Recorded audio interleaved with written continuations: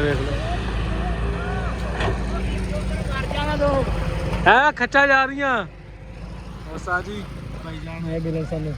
ਉਸਤਾਦ ਜੀ ਹੁਕਮ ਕਰੋ। ਮਾਲਟੇ ਲਈ ਜਾਂਦੇ ਹੋ, ਅਫਤਾਰੀ ਕਰਨੀ ਹੈ। ਚਲੋ ਮੈਂ ਵੀ ਆਇਆ, ਮੈਂ ਲੱਸੀ ਲੈਣੀ ਹੈ। ਲੋ ਜੀ ਮਾਸ਼ਾਅੱਲਾ डबल ट्राली जा रही है, तो को जा रही है, कहाँ जा रही है, भर रहा बैग करके लैके आऊगा जी। मैं थोड़ा दूर है क्योंकि अफतारी का टाइम हो रहा वा, इस करके।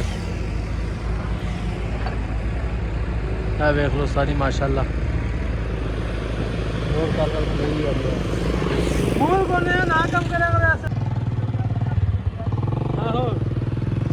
जी माशाअल्लाह भराई हो रही है। कितना खर्चा आता है मैं तुहानू दसदा है। तकरीबन जो ट्रैली का खर्चा ना, एक ट्रैली का तकरीबन 1200-1300 रुपये मतलब पर पैंदा एक ट्रैली का मालक नूं, जिहदे विचों 600 रुपये जिस बंदे ने